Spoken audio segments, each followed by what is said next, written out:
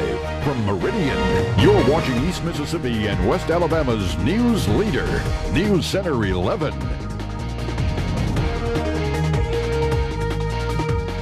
The future is looking better for people who want to tell fortunes in Meridian as the City Council gets closer to lifting a ban on the practice. Good evening, I'm Lindsey Brown. John is out this week. We're going to begin this evening with the on-again, off-again saga of fortune telling in the city of Meridian.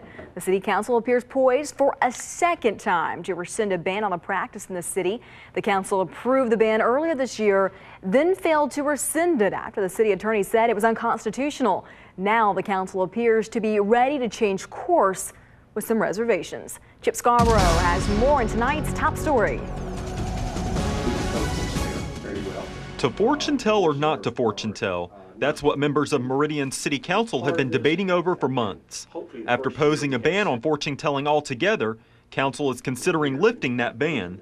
Councilman Bobby Smith says not so fast, though. You know, it's just going to be a hard thing to get past in Meridian because I'm just not too fond of this. I never was. I wrote a letter to the people telling them I didn't think we need to do it, and it's staying that way. But Council President Jesse Palmer says it really shouldn't be up to council to decide if fortune tellers are allowed in Meridian. And I think they believe very firmly in what they do.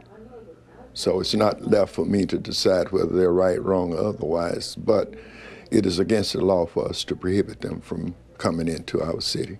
So at Monday morning's work session, Palmer and other members of council discussed where in Meridian they'd allow fortune tellers to be located if in fact they vote to lift the ban. We have a B4 zone that we are going to put in that gives the designated places where it could be.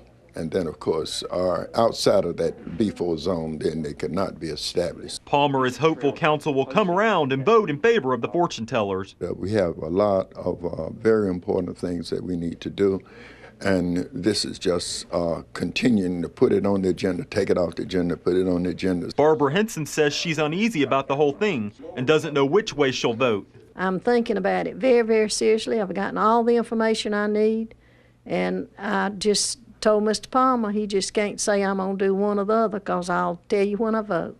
Meridian City Council will vote on the issue June 21st at 5 o'clock. Chip Scarborough, News Center 11. Well, we'd like to know what you think about the possible change of heart by the City Council on this issue. To tell us, you can go to WTOK.com, click on the story, and leave us a comment in our post your comment section at the bottom of the page.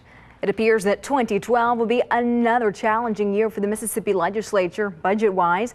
Representative Greg Snowden talked about budget issues at today's meeting of the Lauderdale County Council of Governments. Snowden says the current state budget is about $350 million lower than it was 4 years ago, and that's probably not going to change soon. We've had a tremendous economic downturn. We've put together a budget that's prudent, that's within our means, but the brutal fact is we're still millions of dollars short, in fact hundreds of million dollars short of where we otherwise would have expected to be. We're beginning to see some relief in the budget, but it will probably be 2016 before the budget gets back to 2008 levels. Funeral services were held today for a man who made a big impact on this community as a doctor and a philanthropist. That service was held this afternoon for Dr. William Riley at Central United Methodist Church. Riley served as a pediatrician in this area for more than 3 decades, and then he helped found the Riley Foundation. It's a legacy that won't soon be forgotten. Every time someone steps into the MSU Riley Center, Dr. William Riley will play a role in that experience. The Riley Center wouldn't be here today without Dr. Riley. The MSU Riley Center is just one of the many major contributions Dr. Billy, as he is known to his friends, made to the community. No doubt those who stood for the graveside service remembered his giving nature and kind heart. He was a guy that had a heart of gold. I tell you, he was one of the best people you could know. I mean, he was always thinking of this community. It's when the hospital was sold, the money, he said the money needs to go back into this community because, you know, Meridian, Lauderdale County, because that's where the money came from. And for that reason, he was instrumental in launching the Riley Foundation that still works to improve the lives of those here at home. Besides being the caregiver that he was as a pediatrician, foundation-wise, all of the many different organizations that the foundation has supported and helped start, Hope Village for Children, the Riley Center downtown, which was a true catalyst of the beginning of downtown revitalization. He and Dr. Richard Riley, his brother, were very passionate about it being a center for education and performing arts, that this be a place where people could convene and to come and be a vibrant center for the community, for people to learn and to share new things, new ideas, and to enjoy, I think, the performing arts and culture. They loved all of those things. And in death, Dr. Billy continues giving. His family asks that memorials be made to the church or the MSU Riley Center Endowment Fund. Riley was a Meridianite through and through. He was born here in 1922 and lived here his entire adult life, except for his education and military service. He was a pediatrician in the Queen City for 34 years, seeing literally thousands of children. After his retirement, he was one of the founding members of the Riley Foundation. Tomorrow would have been his 89th birthday. We are under a severe thunderstorm warning now in Lauderdale County. Here's Stephen Bowers. That's right. We have a brand new, in fact, severe thunderstorm warning for Lauderdale County. This also includes Neshoba and Kemper counties. We have had several reports of a lot of wind around Philadelphia. We're also hearing several reports from in and around Philadelphia of hail, in fact, dime-sized hail in some cases. And we could see this hail and wind expand down into Lauderdale County and right toward Meridian in the next hour or so. In fact, that severe thunderstorm warning that includes Meridian and Philadelphia is in effect until 7 o'clock. The entire Mississippi portion of the News Center 11 viewing area is under a severe thunderstorm watch. That is up until 9 o'clock as this complex of thunderstorms rolls through our area from the north to the south, and we could even see isolated severe weather in West Alabama. I'm coming back with more details in just a bit. Lindsay? Stephen, we need the rain, but not the severe weather. Well, a local man pled guilty on sex charges today and will soon be sentenced for his crime. 55-year-old Levi Barnett of Meehan pled guilty this morning to sexual battery and a case involving 3 minors. As part of the plea, Barnett has agreed to serve a maximum 20 years in prison. Because it is a sexual assault case, Barnett will have to serve his sentence day for day. Now, the judge may give him more than the 20 years and suspend part of his sentence, and at that time he could be placed on probation where he'd have to comply with terms, or he might be subject to having a revocation of any suspended time. He also will be required to be a registered sex offender and comply with the registration records. Barnett is set to be sentenced in mid-August for his crime.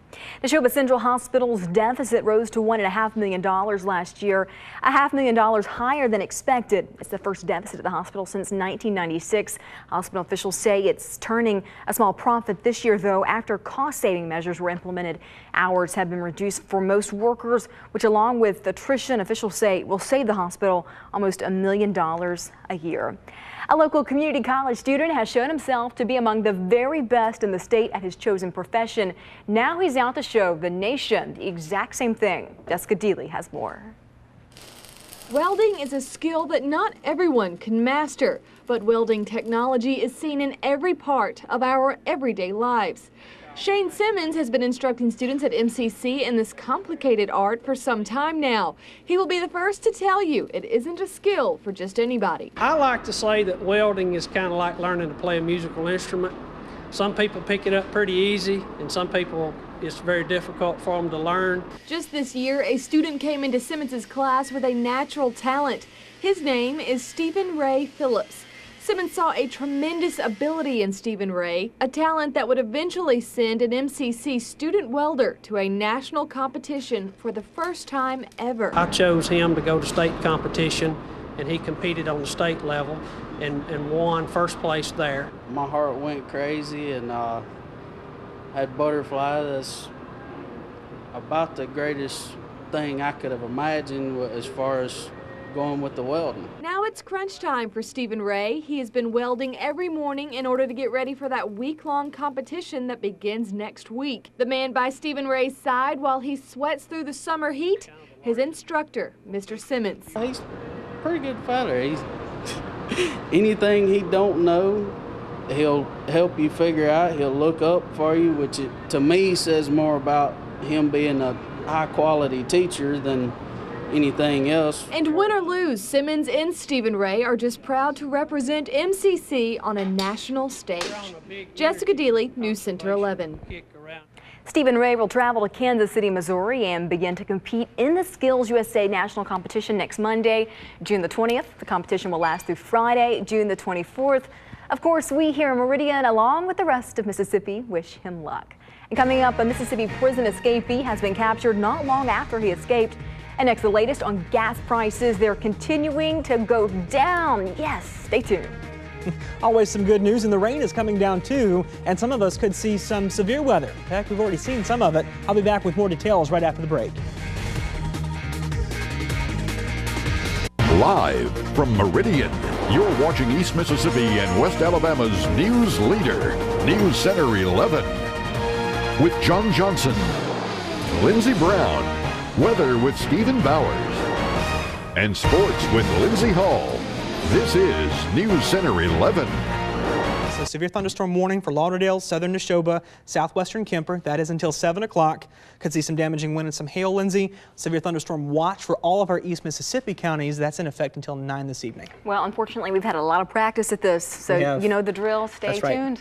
And this is a low-wind severe weather event. That's the good news. That is good news. Very good news. Thank you, Stephen. All right. Well, this is great news, too. Gas prices continue dropping in the Magnolia State, continuing a trend that has now been going on for about a month. GasBuddy.com says prices in Mississippi dropped another 4 cents per gallon over the last week. They're now down about 30 cents per gallon over the last month. They are still much higher than they were this time last year, though, almost $1 per gallon higher. And here are those prices, according to GasBuddy. In Mississippi, that average now stands at $3.48 a gallon. In Alabama, it's a cent higher. The national average is $3.71 per gallon. Well, coming up next, we'll have CrimeNet. That's your chance to help find a wanted person in this area. And we'll have the latest on flooding in Mississippi as the waters continue to recede. Stay tuned.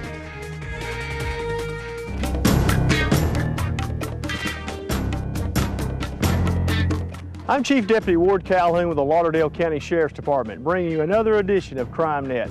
This is that part of the newscast where we in law enforcement ask for you in the community to help us to find the bad guys. Today, we need your help to locate Philip Andrew Putman. Putman is a 37-year-old black male who stands approximately 5 feet 6 inches in height, weighing 140 pounds. He is wanted on a capious warrant out of the Circuit Court of Lauderdale County, where he has been charged with possession of marijuana with intent to distribute. Do you know where Putman is today?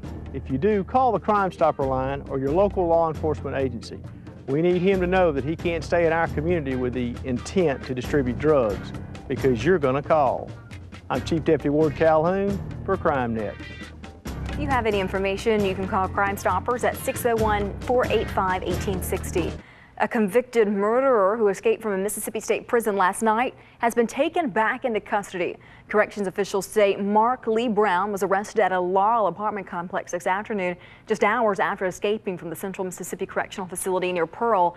Prison officials have not said how Brown escaped. The 36-year-old is serving a life sentence from Harrison County in the slaying of a man during a home invasion. Well, it appears that areas in Mississippi already hit hard by flooding will be spared another round of it for right now. The Army Corps of Engineers said today that the latest 4-week forecast of the Missouri River show that flooding there will not cause flooding in the lower Mississippi. That will spare many parts of the state where floodwaters are only now slowly receding after a month underwater. Turn now to Lindsey Hall, who's back from vacay. That's right. Welcome back. Kind of a working vacation with the golf tournament, and all went well with that, LB. But we'll get to sports. An SEC softball coach has a change of mind. Joel Payne will take us outdoors. Plus, the FCA stages its annual fundraising golf tournament today out at Briarwood.